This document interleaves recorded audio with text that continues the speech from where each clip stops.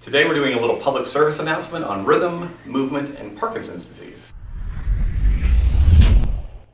As a part of the ZL system, one of the things that we look at when we're training athletes or we're taking people through rehab is what we call rhythmic adaptability.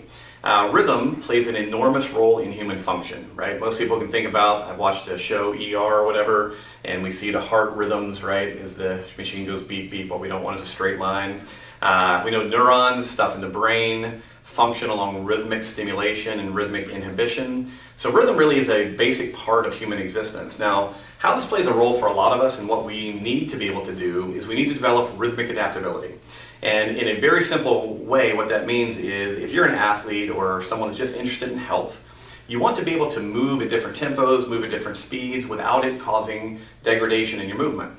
So if you are someone that loves dance and you love music and you love rhythm, you're probably very adaptable to outside rhythm sources. However, when we test other people, what we figure out is when we use metronomes with them, they kind of freak out. So one of the things I'm going to encourage you to do is periodically in your training, whether you're doing joint mobility work or lifting or you're hitting a bag, try to challenge yourself both with internal rhythms and external rhythms. Grab your phone, pick a tempo for a song, try to move to the beat of that song, or more easily, just use a metronome from your phone.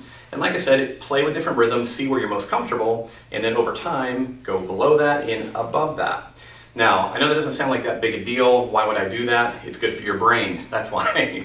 Another reason that we actually want to talk about this today, however, is that there is a really significantly growing body of research that shows that if you have family members, relatives, or friends that are struggling with Parkinson's disease, one of the things that's very classic with that disease as it progresses is what's called freezing or gait disturbances. They have a hard time walking.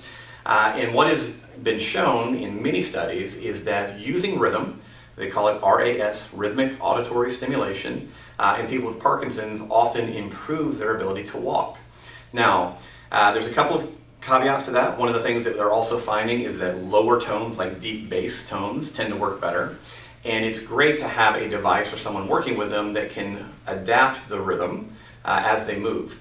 So if you have never heard of this, and like I said, you have friends, family members, etc., that are struggling with this, it would be really good to connect with someone in the neuro field around Parkinson's rehabilitation, because we've seen it be super effective in helping people get over some of the said constant challenges of movement that accompany that disease. So I just wanted to make you aware of that, and I also wanted you to think about, as an athlete or someone just concerned about general fitness, general health, make sure periodically you're moving to rhythm, and also change that rhythm, because we want to make sure that you are adaptable going forward.